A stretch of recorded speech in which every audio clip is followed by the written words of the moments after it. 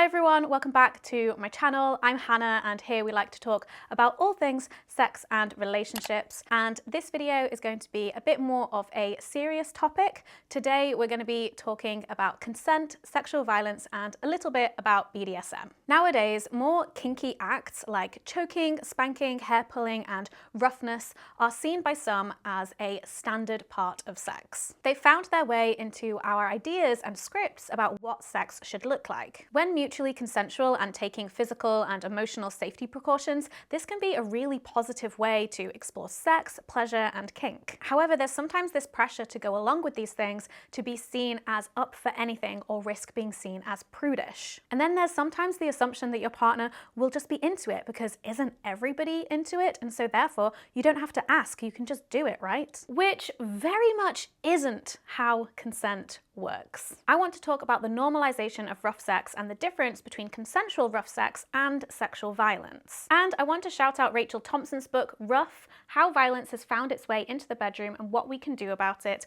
which is a really important read and a major inspiration for this video. This video is going to discuss sexual assault, sexual violence, and murder, so please do take care of yourself, and if you need to skip this one, that is all good, and I'll see you in the next video. Before we start, let's do a quick note about BDSM, because I definitely do not want to be saying that a BDSM is the same thing as sexual violence. What is BDSM? BDSM stands for bondage and discipline, dominance and submission, and sadism and masochism. It's the practice of engaging in intimate and sexual acts involving power dynamics, role play, and intense physical and psychological sensations. BDSM is not the same as sexual violence, because while it can involve impact play, choking, humiliation, and other acts that may look violent and non-consensual, the bedrock of BDSM is explicit consent, whereas sexual violence is non-consensual. The structures of BDSM involve negotiation, where you talk about what you want to do together, what you want to get out of it, how you want to feel, what any limits are, and what your safe words are. And aftercare, where you spend time and attention on your partners after engaging in intense kink experiences. People who practice BDSM follow different safety frameworks, including RAC, which stands for Risk-Aware Consensual Kink, and PRIC, which stands for Personal Responsibility Informed Consensual Kink. It's these things that differentiate BDSM from abuse or sexual violence,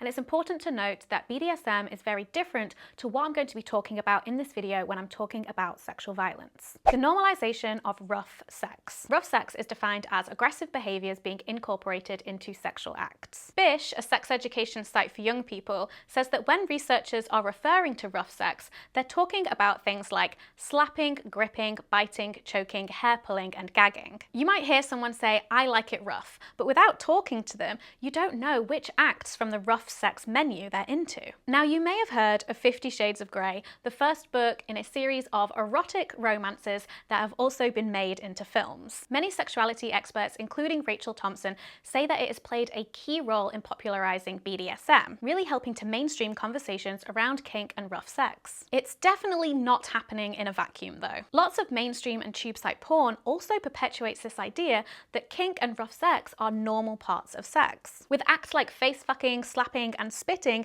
being shown without any understanding that these are things that you should probably talk to your partner about before and get consent for. And when it comes to depictions of BDSM in the mainstream media, we rarely see the communication and negotiation, let alone the aftercare, that would actually be part of a BDSM scene. These depictions that we've seen of BDSM in recent years, along with the stigma around talking about BDSM and the lack of consent education, means that people don't understand how to engage in these acts in a risk-aware and consensual way. We also have a lot of conversations about spicing up your sex life, which is often used as shorthand for bringing BDSM into the bedroom. This is overly simplistic and often unhelpful sex advice, which one, doesn't address why people may feel the need to spice up their sex lives in the first place. Two, it assumes that rougher or kinkier sex is the answer to all of your sexual problems. And three, often advocates for rougher or kinkier sex without going into the necessary consent or safety education. This mainstreaming of BDSM means that sex acts like slapping, spitting, choking, and gagging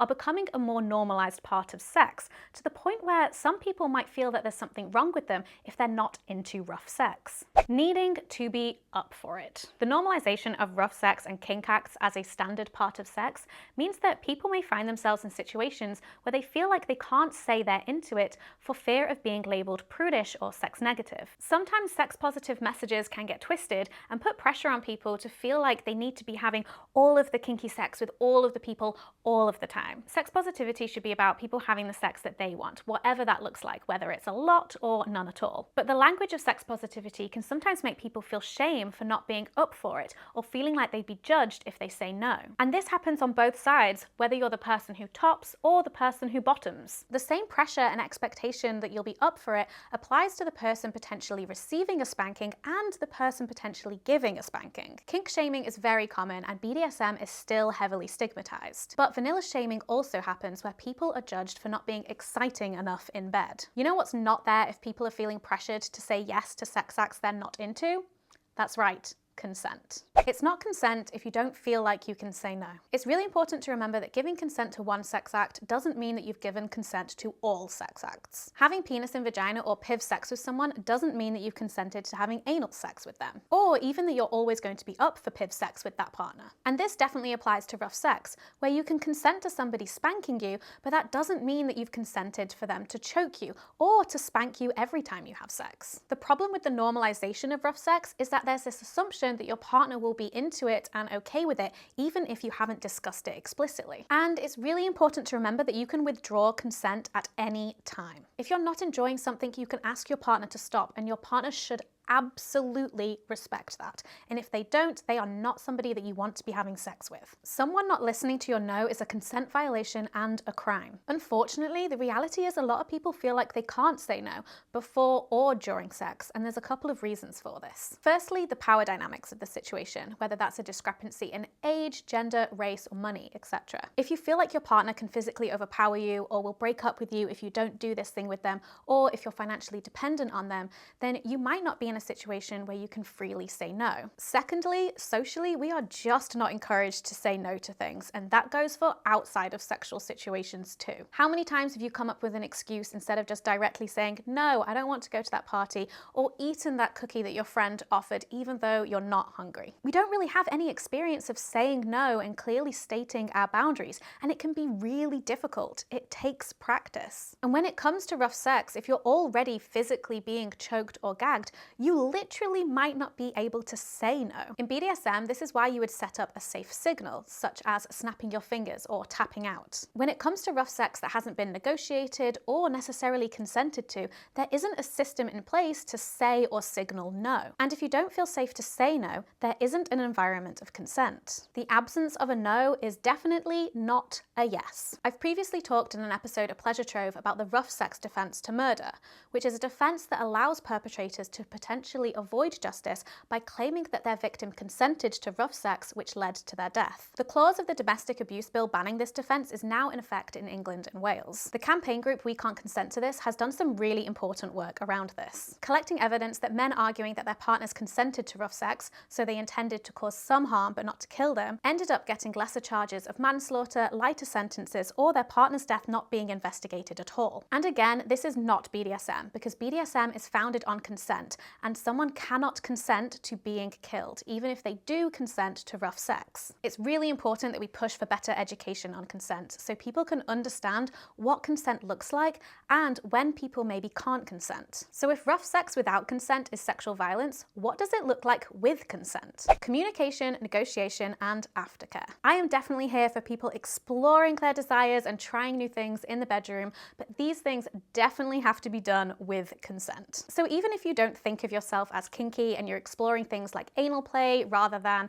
rough sex, you can still definitely use structures of BDSM to communicate with your partner. Using the frameworks of BDSM means that your explorations will be rooted in explicit consent, with you and your partner trying things that you're both interested in and making sure you're thinking about the risks and taking time to care for each other. I'm going to talk about two different tools you can use for negotiation and communication. The first is a yes, no, maybe list. This is where you take a big list of sex and kink acts, language you might want to use, emotions you might want to feel, and separately you go through the list and separate it into yes, I'm into it, maybe under certain specific circumstances, and no, not into it, do not ask. You then come together and compare lists and focus on the yeses you have in common to work out what you want to explore and play with together. Another one I found that I really like is using the acronym SIMMER to structure your negotiation. SIMMER stands for Sex, Intensity, Meta-Communication, Motivation, End, and Risk Assessment. It's a framework for negotiating a scene that guides you through asking different questions, such as, are there parts of your body that you love having touched? What can I expect to see if you're enjoying yourself? Are there any triggers I need to know to avoid? I love getting nerdy about communication. There's also aftercare at the end of the scene, where kinksters make sure everyone feels safe, cared for, and check in with each other after they've engaged in kink or sex. So maybe that looks like cuddling for a while, talking about what you've just done, or going to grab some food. These things differentiate BDSM from sexual violence, and we could all benefit from bringing these kink tools into our sex lives. I want to finish this video by getting on my soapbox for a minute, because I don't want to live in a world where people do things during sex because the messages that they're receiving are telling them that, one, it's something that they should be into and should want to do in order to have good sex, and two, that they can assume that the other person is going to be into it. The world I want to live in lets people explore their sexualities at their own pace and doesn't shame or judge anyone for their sexual interests or disinterests. I want us to normalize being curious about our own desires and others and talking about them. Does every video I make about sex come back to communication?